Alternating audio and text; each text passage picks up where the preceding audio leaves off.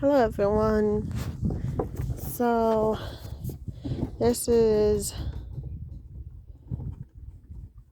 day 4.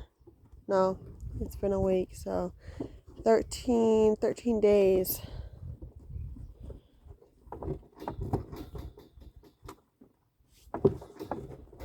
Well, let me actually do the correct math.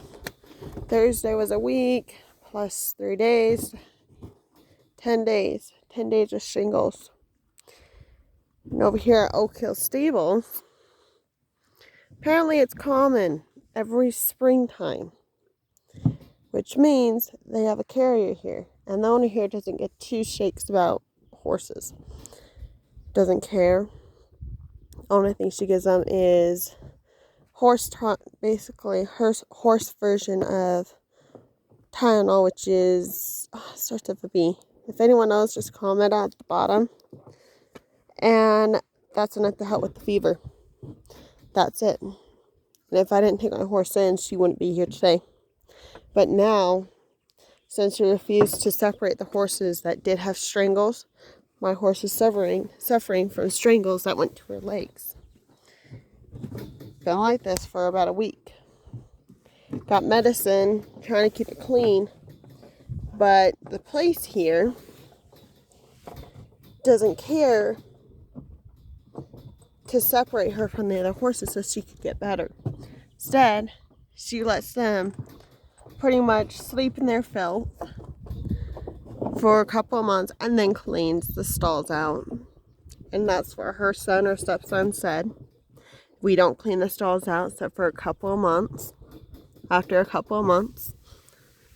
And it's crap because most of the fences, let me show you, some of them were bented upwards with these kind of metal bars. Well, not those, but these gates right here.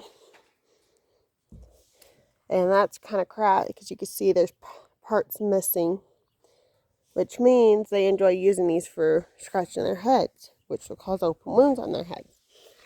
Or in this case, if a horse lays down, they get cut and cut up on their legs. She doesn't care about fixing them up. And to be honest, I am pretty fed up with her attitude. Because it's even worse over here. As you can see, she put plastic parts up here. Right here, rubber, to keep them separated. But that's not going to stop them from getting hurt. And the owner tries telling us, oh, she just got her feet stuck in the bottom. Well, her hooves hadn't been trimmed in a couple of weeks, and they're due. And how can a hoof fit through these bars when my hand could fit just fine? It's crap. She doesn't care if they hurt or not. And it's not just this stall that my horse is in, but in other stalls too. If you look behind, right over there, you see the other side of this stall has open metal parts too. The owner right here of this brown mare, second stall over, comes every day and cleans the stalls out. Feeds her own horse. So it's just kind of crap. And there's a colt in the last stall who got strangles. And he almost didn't make it because his owner, aka the owner of the boarding place, decided to wait until he almost died.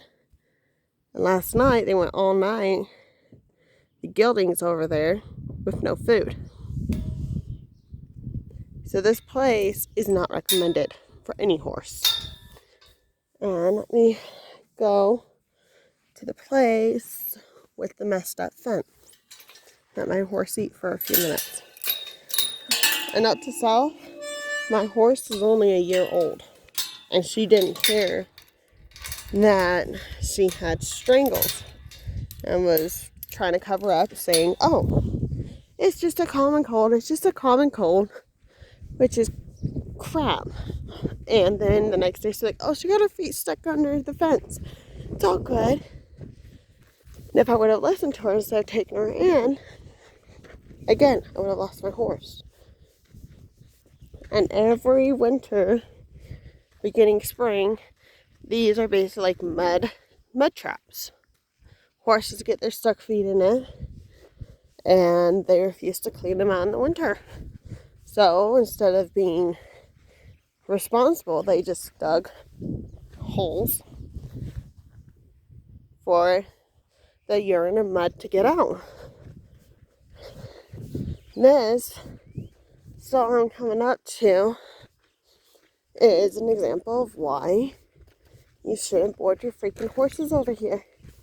I mean, if you already do, it's perfectly fine, but you just need a better excuse. Because a horse could easily slide under here and get stuck, or worse, scratch up their backs. And it's kind of crap. Again, poor fencing.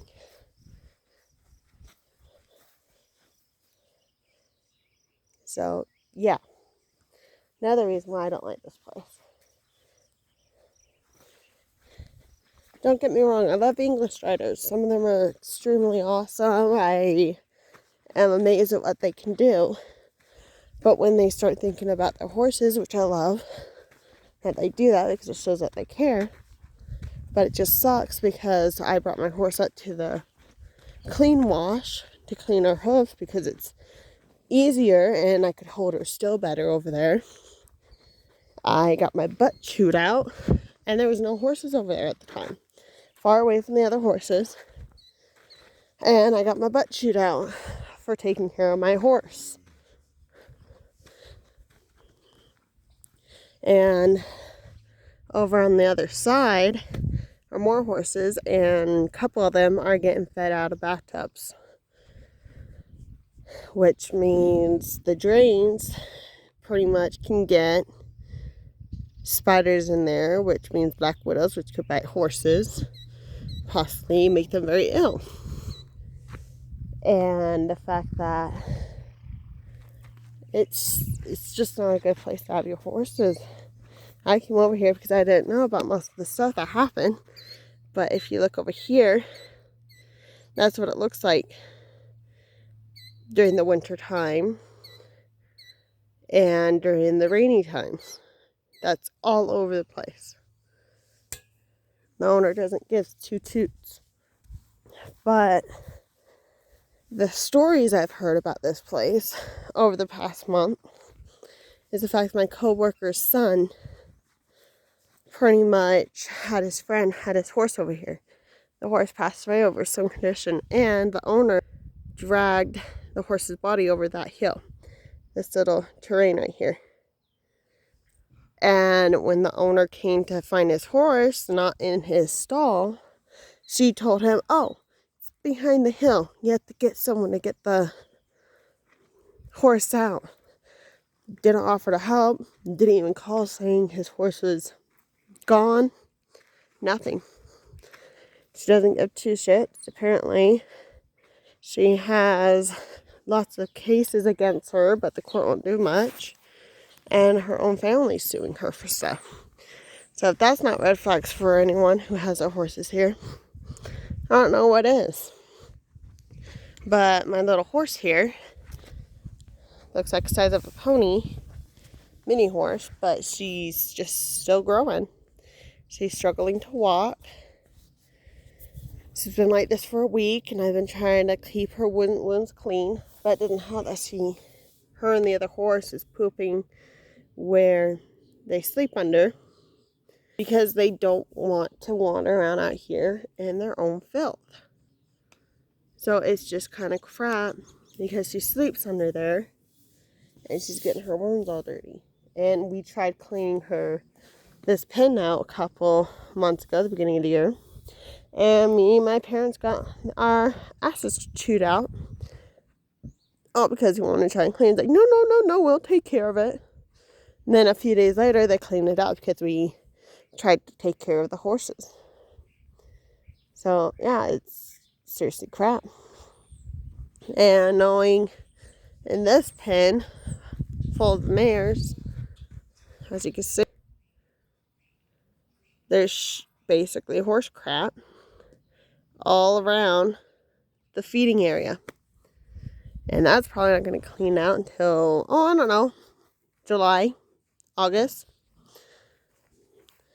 And it's just kind of crap. And in their little arena, outdoor stall that they have people training their horses in, I found metal rings.